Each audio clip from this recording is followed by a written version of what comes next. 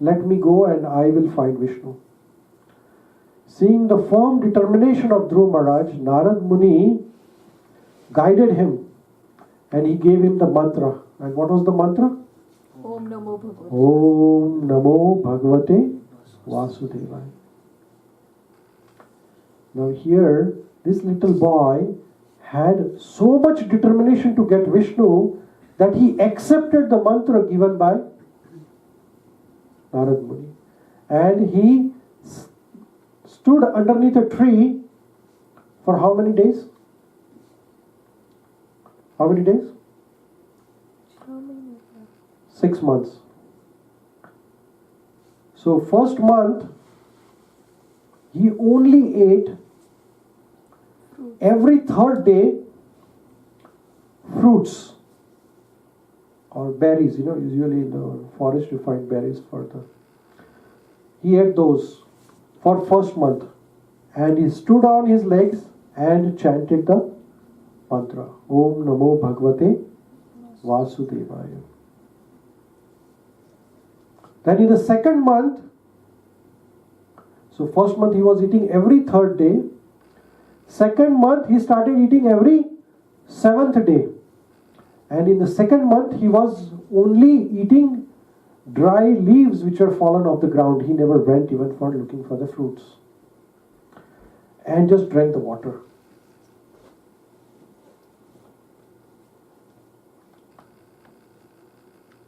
In the third month, he even gave up the leaves. He just drank water every 7th day, 10th day. In the fourth month, his austerity was so severe that he even stopped drinking anything or eating anything. Fifth month, he used to just breathe every third day, fourth day. And then 6th month, he stopped even breathing. And he constantly chanted the mantra. Now, Dhruva's determination was so strong that he gave up his comforts, all the comforts. What were the comforts he gave up? Eating, sleeping, no more any other entertainment. Just goal was to see Vishnu. This little boy had never seen Vishnu in his life. Right? And as soon as his tapasya was so strong that Lord Vishnu himself came with Garuda and a bright light came in front of Dhruva. And Dhruva Maharaj, when he opened his eyes, he paid respects to Lord Vishnu, who was wearing pitambar and having Shankha, Chakra, Gada, Pushpa in his hands. Four-armed form of Vishnu appeared in front of Dhruva Maharaj, a little boy. And when he saw Vishnu, Dhruva Maharaj was really, his eyes were wide open. And when Lord Vishnu asked him that you ask me whatever you want, so Dhruva Maharaj said that I did tapasya to get a kingdom which was much bigger than my father, but now I have no desire. I feel as if I was looking for a piece of glass and I have found a diamond. So I don't want anything. After looking at you, I just need the blessing that I can do your devotional service. So Lord Krishna or Lord Vishnu blessed him, and he also gave him the kingdom, which was Dhruv Loka, North Polar Star. And this was all possible for Dhruv because determination. What is determination? Firm faith. What is firm faith? What did he say something? Sacrifice. What is sacrifice? To give something up. Give up your comfort zone. You have to give up something if you really want to achieve something. If you think that I will be very rich man, I will make millions of dollars, Everybody has a desire to make money. But if you just dream and if you don't give up your comfort and get out from the seat and go and work, nothing will happen.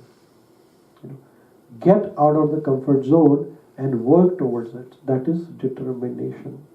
As Dhruva Maharaj was determined to get Lord Krishna, see Lord Krishna eye to eye. So, Rupa Goswami has written a book. Rupa Goswami is a great sage. He has written a book called as Nectar of Instructions, Upadeshamrita. And he says that Utsaha Nischayat Dhairyat Tata Tata Karma Pravartanat Sangatyago Sato Vritti Shadbir Bhakti Prasidyati. So which they says that if you have utsaha means enthusiasm. Along with determination, you need enthusiasm also. If you are determined and not enthusiastic to work towards it, that will not. Along with that, what is the third quality he said? Dhairya, patience. Dhairya. You can't get the things even though you are determined, even you are firmly fixed, but along with that, what is the quality required? Patience. Patience, Nothing happens over the night,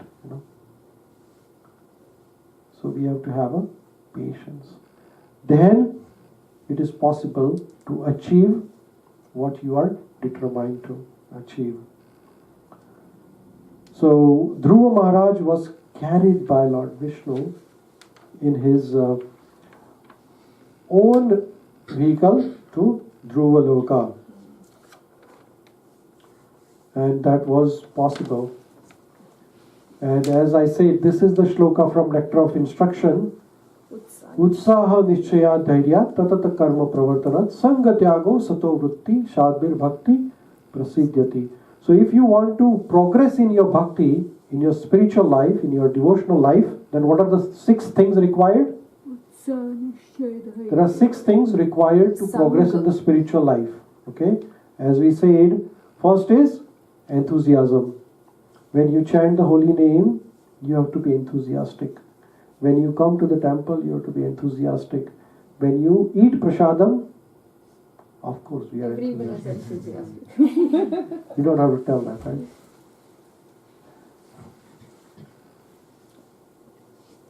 Confidence, nischaya, which means the determination or confidence, and dhairya means patience. So these are the 3 qualities we already talked about. What is the 4th quality required to progress in the spiritual life? Sangha. Sangha Tyago, which means Sato Vritti, which means that Sadbir Bhakti Prasiddhati, acting according to regulative principles such as Shravanam, Kirtanam, Vishnu. Okay? Avoiding the association of people who are not interested in the spiritual life. You are what you associate with.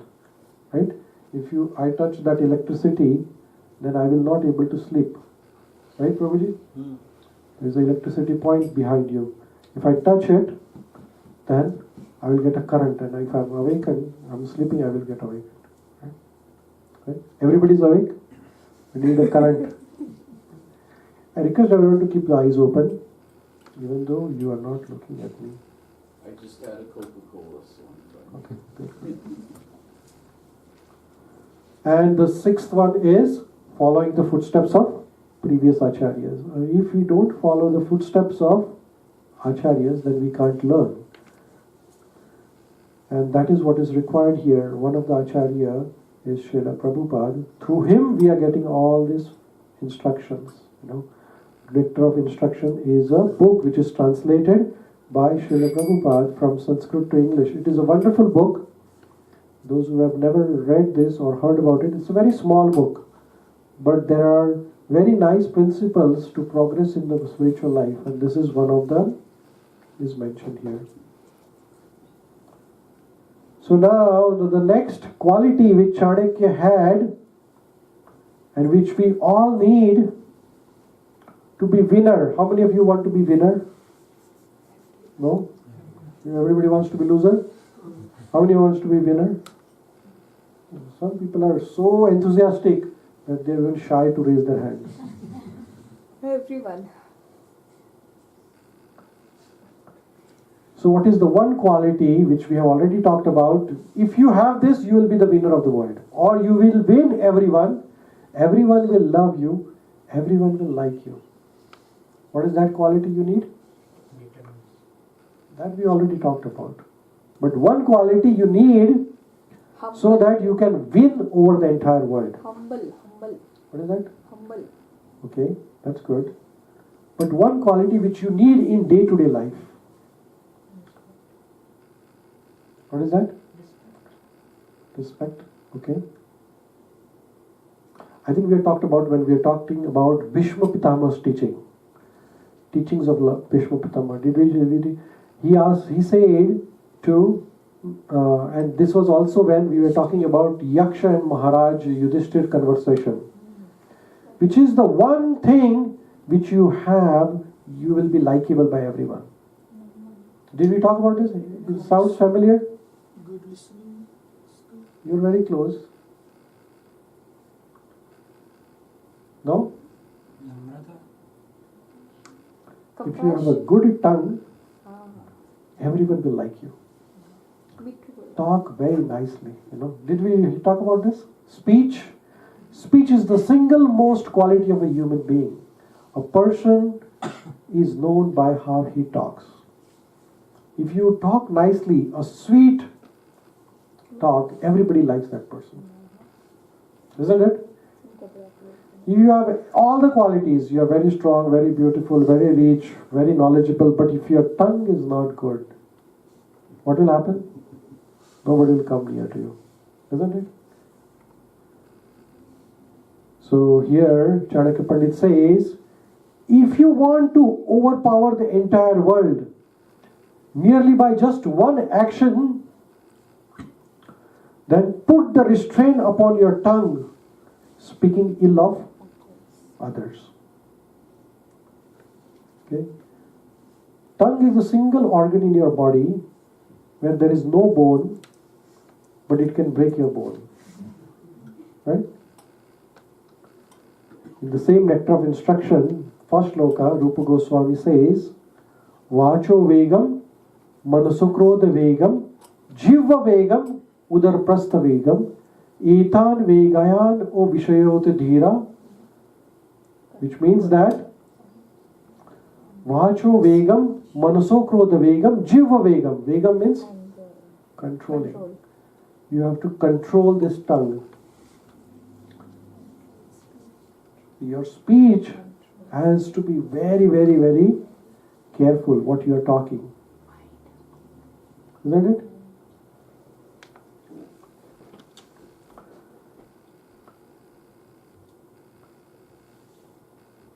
Chanakya Pandit further says that one should speak only of essential thing in the life. If you speak non-essential thing, then that causes a lot of problem. We have talked about this before. A frog, as soon as the rainy season starts, the frog starts Croaking. drowning. How does it say? Croaking. Drown, drown, drown, drown. And when the frog starts drowning, what happens? He Snakes. attracts the snakes. Why is frog making the noise?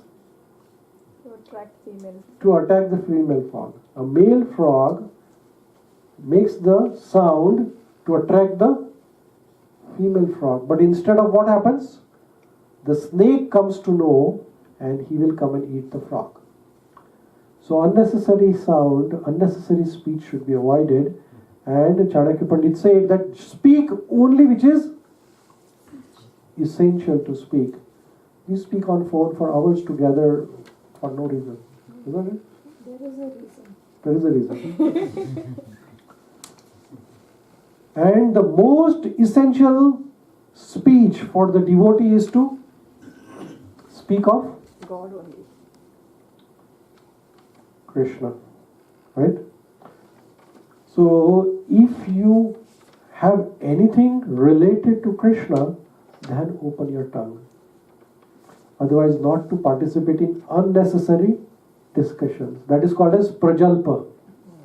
Prajalpa means talking which is Nonsense. not required to have in your life.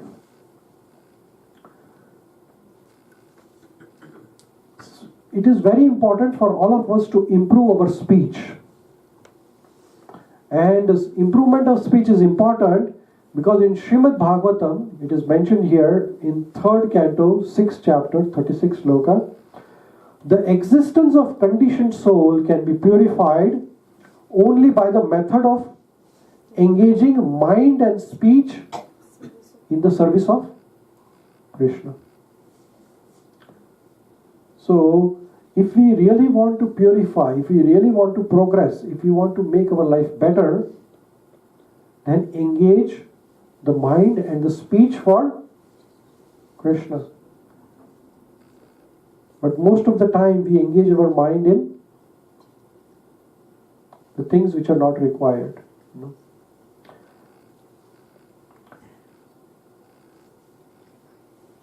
There is one time when we should not speak at all. And what is that time? When we are angry. When we are angry. And that is the only time when we speak more than what is required. Isn't it true? We speak more than required when we are so much angry. But at that time, what happens when we speak when we are angry and when we are speaking a lot? Whatever we are speaking about? What are we speaking? Speaking ill of someone.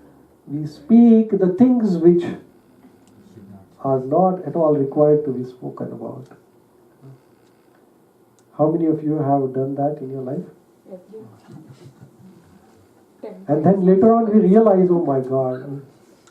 And then we go and say sorry, but sometimes you've hurt somebody physically, the wound can heal. But when you speak something, the wound doesn't heal. You can say sorry. That happens with all of us. So Chanakya Pandit said that whenever one becomes too angry at other party, offensive and abominable speech occurs. When we speak in anger, we speak so many nonsense things. So we should avoid speaking when we are angry. There is a wonderful story of Prajapati Daksha and Lord Shiva. One time, there was a big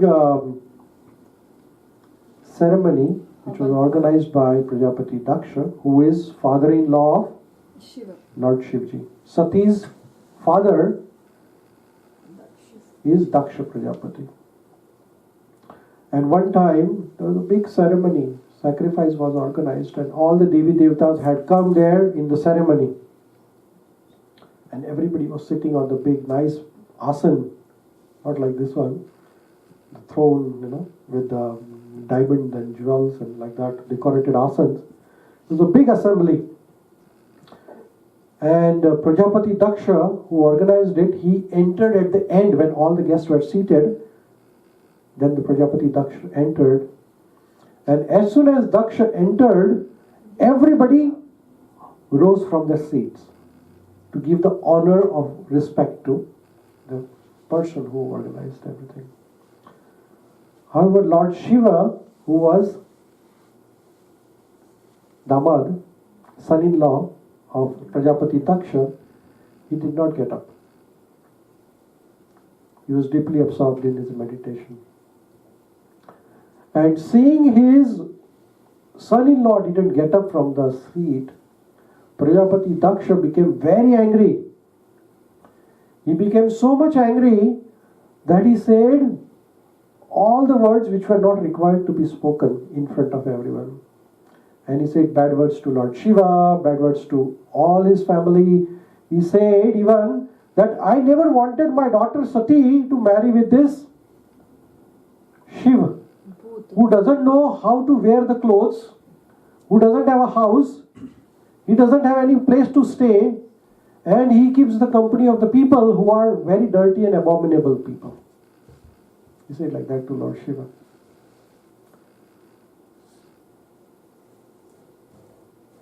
But this Brahma, he insisted me to marry my daughter to this beggar, This is the words of Daksha Prajapati, humiliating Lord Shiva himself. Now Lord Shiva, he opens his third eye, whole universe can get destroyed.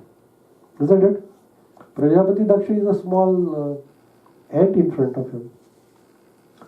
But still, Lord Shiva kept quiet. He didn't say a single word. And he left the assembly. But this is because of his offense to Lord Shiva. Lord Shivji is a Vaishnava, greatest Vaishnava. Vaishnava Nam Athat Shambhu. There is nobody higher than Lord Shiva as a devotee of Lord Ramchandra or Vishnu. Next week we have Shivratri coming up. We are going to talk about Lord Shiva in more detail and wonderful qualities of Lord Shivji, which we can learn from him. Lord Shivji, when he is sitting on the Himalaya, closing his eyes, he is always meditating upon Ramachandraji. He is a very great devotee of Lord Ram. So Shivji did not say a single word. But because of the offense of Prajapati Daksha to a Vaishnava, we can do all the offenses, but we should avoid offending a Vaishnava or devotee. But you never know who is a Vaishnava on this planet.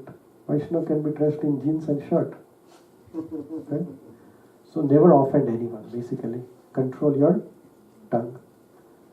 Right? And never speak in anger. So then what to speak and how to speak?